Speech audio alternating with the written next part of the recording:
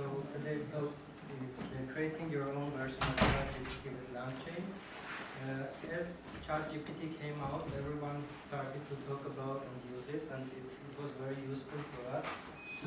And now we have the ability to create our own versions of it, which is great. And this LangChain framework is a very cool thing that allows us to easily interact with LLMs. Let's see how we can do it. So for creating a custom chatbot, these are the main building blocks that are needed. So first of all, we need LLM, which is large language model, and we need some kind of memory because, as you know, the LLMs are stateless. For example, if you ask one question to LLM and then ask another follow-up question, it wouldn't remember the first question as it is stateless. It doesn't remember it. And also there is some optional part which is called retrieval. If you have some custom data source that you need your chatbot to be aware, you can create some storage with your custom data and then use it in the LLM to extract some additional information.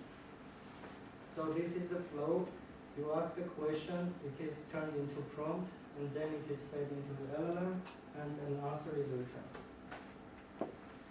So once more, you need the LLM, you need memory, which is basically your chat history, you need database, your custom data source, and maybe some kind of prompt engineering required.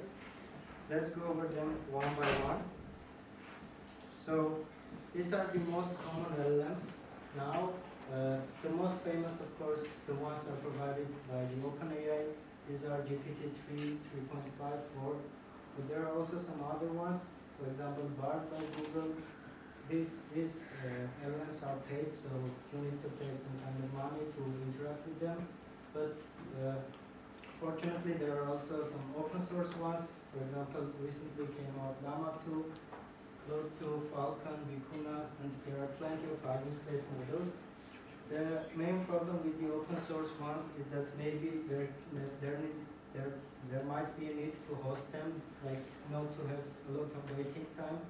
But hopefully in the near future it will be as available as, for example, these paid endpoints. And the retrieval part, for the retrieval, if you want to use your own data, there is this simple iteration behind it. You need to create some vector database, which is basically the information, all information available in your documents. The process is the following. You have some source documents. You need to split them somehow because, as you may know, the context size is not quite big for LLMs. And you need to split them into chunks that would fit into the context size. Then you embed those chunks and get some embeddings, which are numerical representations of your data. And during the query, the similar thing happens. Your query is again embedded with the same model. It is compared to your existing embeddings, and the most similar ones are returned. And based on the most similar document chunks, your LLM is able to also answer to your question depending on your custom data. For memory, I've listed here some simple memory types with which LangChain provides, but there are also some sophisticated ones which might be used if you want to create an application and deploy it. You might try to connect it to your, which is Postgre or Mongo or etc. So these are the simple 4 types. For example, conversation buffer memory is just a memory that stores all the conversation, but this might give some problems because at some time your context size will grow and it wouldn't fit into the memory in the context size. So there is another type, conversation buffer window memory, which caps the last K interactions between you and the chatbot. There is conversation token buffer memory, which keeps fixed amount of tokens of your conversation. And the last one is conversation summary memory, which after you go over the limit of your tokens, it tries to summarize the whole conversation and make it much shorter so that it will fit into context size. So for database, basically you need 3 things: your data source, the loading function, which will load your data, and document splitting, which will split the document into chunks that will fit into context size. In our case, we created a simple chatbot that has access to experiment podcast transcriptions, and I've used this data into JSON format, so I will need some JSON loader to load it, and I've split the text with overlap so that it doesn't lose the context from the last chunk. And of course, some prompt engineering might be needed. LangChain actually provides default prompts, which are just enough, but you might not like everything at once. So there might be a need to change the default prompts to modify them and make it better for your use case. And after you do it, you start chatting with your chatbot, see how it behaves, and maybe some adjustments might be needed, and you do this iteration until you like the bot. There are some materials that I would recommend you if you want to start with it. So there are 2 free short courses by Deep Learning AI, LangChain for LLM application development and LangChain Chat with Your Data. And also the LangChain documentation itself is a very useful source. There is almost, for everything that they provide, there are examples, and you just by reading the documentation, you can understand how you can use LangChain. So I've created a demo for the thing that I said. So it's basically a chatbot that has some general knowledge and has access to a memory which contains the transcription of Friedman's podcast. But before going into that, let's see how many lines of code is required to create this chatbot. And it is actually amazing that now we are able to do this in just under 100 lines. So for code, is zooming needed, by the way?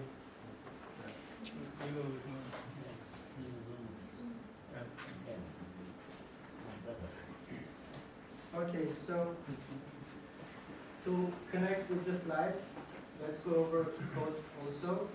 I've created the vector store, which is the embeddings of the data that I have. There is the large language model. For example, I've used the GPT, but you can use an open source one. For creating the vector store, you also need some model that might do the embeddings. You can also use OpenAI's, or you can use open source ones, which are freely available. I've created the chatbot with the help of agent, which is a class in LangChain, but you can do it some other way. The better thing about agent is that in case we create the conversational agent, it first tries to answer your questions by its general knowledge and goes to your custom data source whenever it understands that its knowledge is not enough to answer it. And you can see that, for example, in my case, I've created some small prompt to guide the chatbot data. I'm informing that the author of the podcast is Lex Friedman. You are a nice chatbot that will help analyzing the podcast, etc. Like this, with these 100 lines, you create the chatbot, which is able to interact with you.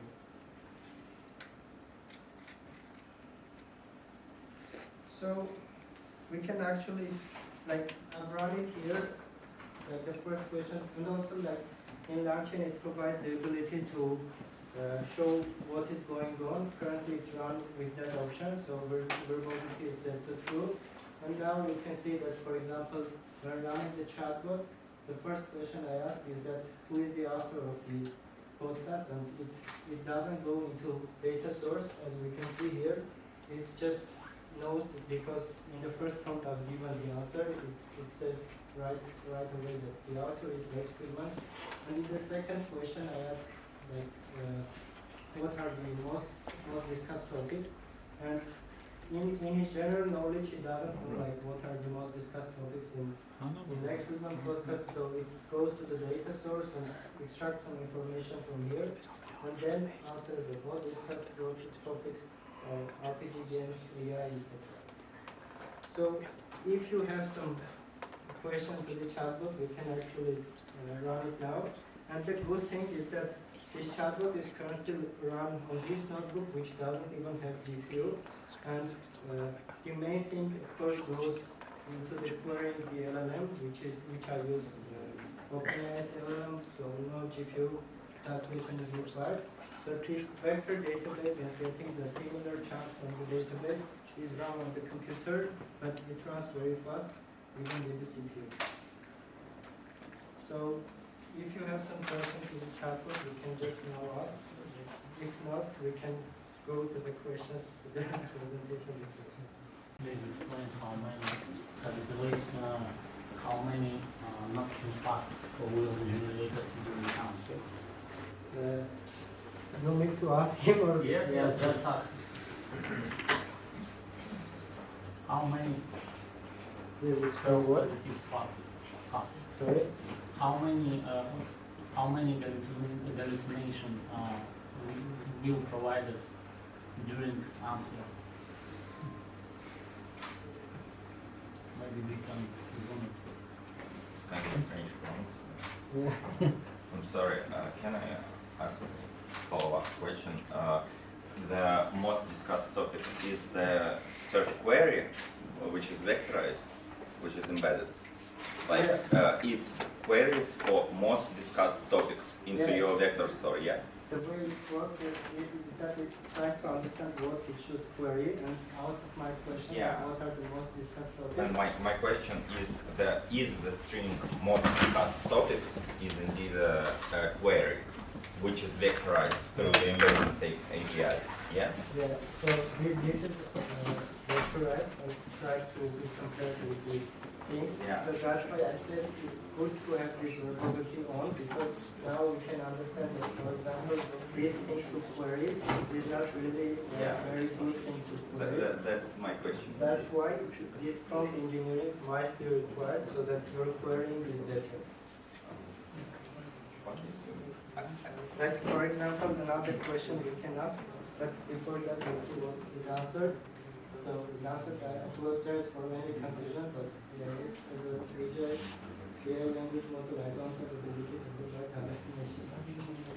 So his answer, it actually didn't go to the vector store, it just answered from its own knowledge. But for example, if we ask like, what are the episodes in which, like, for example, Joe Rogan is a speaker, it needs to go to the vector store, and now like we can see that it tries to search on Joe Rogan, and then he answers this five things.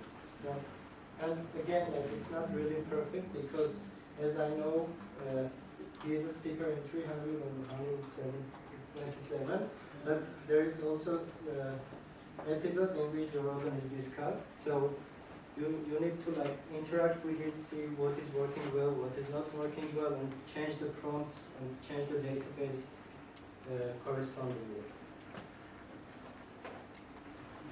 But that's kind of simple question, and it can't actually answer it accurately. So what's the point? The point is that like if ChatGPT was a very simple thing to build, then everyone would build. The thing is that it's a similar thing, but you need a lot of work to get into the quality that ChatGPT provides. So another very useful case is that, for example, you are a company, you have some documentation stored in Confluence or Notion or etc., and you want to find some very specific information in the documents. And the regular way is that you would open documentation trying to find it here, but maybe it will require some like half an hour or even an hour to find it. You can just encode all of the documentation and then do some querying with this over your documentation. And it will, even if it doesn't provide the correct answer, it will provide the related chunks that most probably you'll find the answers in them. So there are a lot of use cases that you can experiment with. The thing is that I wanted to demonstrate that with this less many lines of code, you can build similar thing. But of course, as you noted, you can't like reach ChatGPT quality without like many experimentations, many hours of work. I'm sorry, am I allowed to ask another Yeah, question? What do you mean by ChatGPT quality? Because as I know, ChatGPT doesn't have a embedded vector storing into it. So I mean, like the precision of the answers there is very high. So if you ask any question, there is a very small probability that will answer some car-related thing, but still there are some hallucinations that it has. So they try to reduce it with prompt engineering, etc. And also, as far as I know, there is some possibility to upload your data and even fine-tune some LLM and get it to work with your own data. But it's still experimental thing. So yeah. yeah, But there's okay. yeah. We'll have time for Q&A at the end, just to respect the Yeah, time we can of the actually speaker. go to Q&A because the next slide were actually is demo and questions. Okay, great. Time for Q&A. How do you think, is it a large gap between these experimental cases and large-scale production systems that use LangChain? Is it possible to use it in production? Yeah, thank you for the question. Actually, I think this is already used in a lot of production cases, but before going to production, like there is a lot of stages like this testing and seeing how it works, etc. But as far as I know, a lot of companies already use LangChain. Like in this simple case, I've just loaded the database from this local computer, but you can actually connect to the database. You can actually fine-tune an LLM to your specific data source, and also like not to just rely on the embeddings. And also one more remark regarding embeddings. The embeddings are done with an open source model that might lower their quality, and like if you do it with OpenAI, maybe their quality will be better. So as far as I know, it's already in the production for some companies, and I think it will be popularized more, because the thing with the LangChain is that it's not a very like data science thing. It's just a wrapper that helps you to interact with LLM, like parse the output and simplifies the whole process. So the main thing is that the process of interaction. If you can build a good process of interaction, then you can deploy it actually. There was also one question there. So yeah. Thank you for the talk. So my question is actually on the retrieval side. So what you've shown is you can ask a question, and if it determines that it needs to go into the knowledge base, it will go and find some chunk and then give you the response. Mm-hmm. Is it possible to do multiple, does LangChain support multiple queries at the same time? So for example, if you say, what is the most popular or what is the most popular topic, right, in the live streaming podcast, can it do multiple queries, aggregate information, and come back? Is it possible to do that? Sure. So this thing that I showed is a very simple thing, so to say. For example, the way I created it, for example, for Joe Rogan, it tries to search just Joe Rogan, finds the chunks related to Joe Rogan, then stuffs all the information just like under the other, and then provides this information to query the LLM. So you can like create a much complex system that has, for example, access to several tools, like let's say Wikipedia, etc., anything that you want. Then you should define how this information will be aggregated together. For example, you can use another language model just to rewrite your prompt. Then this rewritten prompt is fed into LLM and the answer is got. So you can do anything. So 2 questions from there, and I will come back to you. Have you come in your research to some solution to make LLM less hallucinate and answer only based on the context provided? Yeah, it's an actually known problem that LLMs hallucinate. Actually, you cannot control it. You can actually try to do it by prompting. For example, here, as in the prompt that I created, I wanted to answer as short as possible, answer as concise as possible, and I also tell him that if you know the answer beforehand, do not use the following info, which is the context, but also if you don't know the answer, feel free to use this following chat. And you can also add, if you don't know the answer afterwards, don't make up, just say that you don't know, and you can try like with prompting. But when the prompt is created and fed into LLMs, then after that you don't have any control. Or the other thing is that there are some leaderboards for LLMs, which is, for example, which has some diverse metrics like truthfulness, hallucinations, etc. You can use the LLM which has the best score, for example, of not having hallucinations. That is the thing. So prompting and like choosing your LLM. Cool question. So we can attach our custom data to LLM, already learned data, but how we can configure the weights or prioritize your data over the LLM data? For example, the sky is blue, but I want to get the reply that the sky is white. Yeah. How to do this and how to do backwards? Yeah. Thank you for the question. So again, it comes to the prompting. For example, here in the prompt, I specified that if you know the answer right away without requesting the source data information, you can answer it right away, but you can do vice versa. So you can say that answer based only this kind of information. So based only your information, just answer. But the mix is possible, so Yeah, mix is possible. 60% of my information and 40% of... Actually, I don't think you can do that by percentages, but you can like try to do it with prompting. So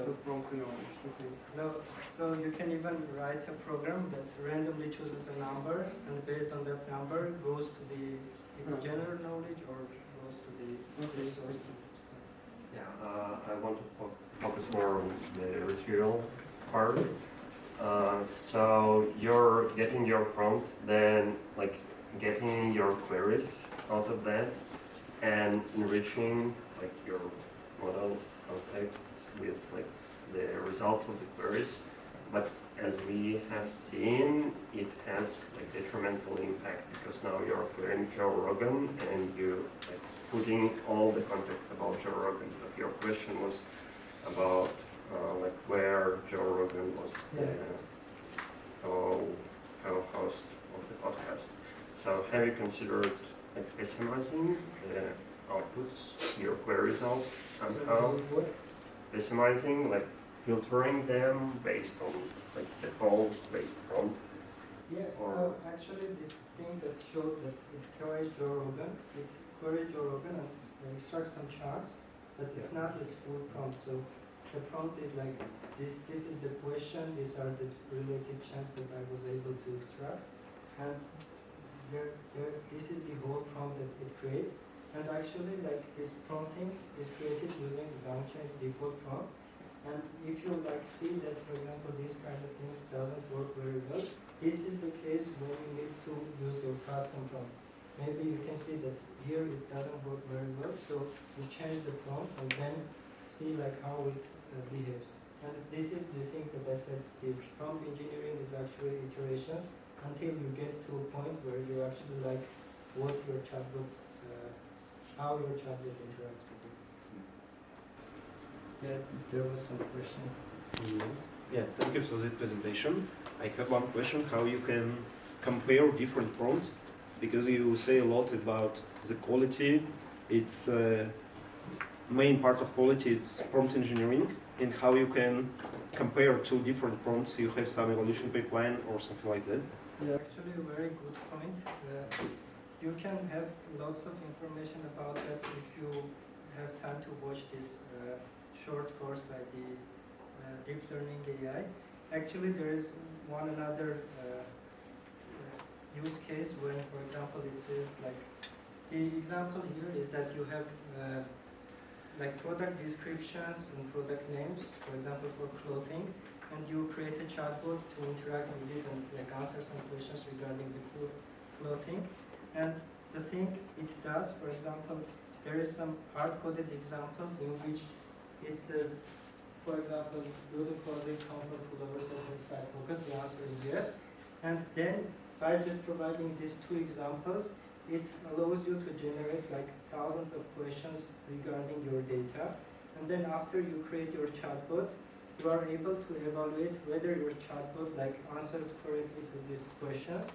And after like creating this pipeline of evaluation, every time you like modify the prompt, modify your source data, etc., you can create this kind of evaluation and run it. And like after each run, you will get a score and see like whether it improved for your use case or not. How you calculate the score? You calculate the score again with LLMs. For example, these are some hard-coded examples. But also, when you generate new examples, for example here, these are both generated by the LLM. What is the weight of one pair of women's comfort campsite Oxford? And the answer again is here. And then it queries your LLM with these questions and your source data and see whether it answers correctly. And given the LLM's answer and given this answer, which is itself generated, it compares whether do these answers match, again with LLM, not like string matching, etc. And if they match, then the answer is correct, otherwise it's false. So, for example, in the hard-coded example, in this case, the answer is yes, but for LLM, it might answer that yes, cozy comfort pullover has side pockets. And when you try to compare these answers with string matching or some traditional things, then it would be very hard. But when you do like give these two answers to LLM, and this was the question whether these two answers match each other, then it says yes. Can GPT chat program a GPT chat? I guess it can if it has like, for example, current GPT has knowledge of until 2021, which is before this LangChain. I don't know what. I guess there can be some ways to do it, but most probably yes. But if we need lots of like prompting, etc. As I know, like there is a funny case that one guy created even whole blockchain application with ChatGPT. So this kind of thing is maybe also possible. Yeah. How do you upload the code presented to GitHub? Yeah, actually, I wanted to tell you in the end. So there is this GitHub repository where I uploaded this chatbot code, and the main thing is here. So you can actually get this chatbot running with this documentation. And also, again, I would recommend the materials from Deep Learning AI and LangChain documentation. And after like learning all this, you will be a simple version of chatbot yourself. But again, to reach good quality, you need a lot of experimentation. Maybe instead of one agent, like several agents. Maybe the data splitting should be done like very differently. Yeah, that's kind of my point. That LangChain can't provide reliability out of the box, and we to have the reliability we just need to write and extend it to the limits by our own. So what's the point of using LangChain? Because its default components are very limited and they are not robust, and they are, can be implemented like in 3 to 5 lines of code mostly. Yeah, I like hardly. I'm sorry, last thing that your slide with the chat memory conversation types, it's like the chat memory with the token limit, the chat memory with the messages limit, and summarized memory. Like all of these types of memory, we have to memorize these types out of LangChain, like clutter our memories with this information, but it can be implemented in 3 lines of code each. So what's the I point? partly agree with you. Like, of course, many of these things you can implement yourself, but it just will require additional time from you. And also, like, as I mentioned, these are the very simple memory types. There are lots of memory integrations, like it's listed in the documentation. There are many different integrations with memory types, LLMs, so anything that they use. So the thing is that it just provides simple way of interaction with LLM, but if you don't want to use it, it's just a wrapper. So you are free to write your own code. It just simplifies and reduces your time. So it cannot provide your stability. So you should, for example, you create a computer vision model, then you cannot blame Torch for it for running badly, maybe because of your data, your training procedure. So it's just a code that helps you to do it better and easily, but you can always write your own code. Thank you, Sipan. Thank you.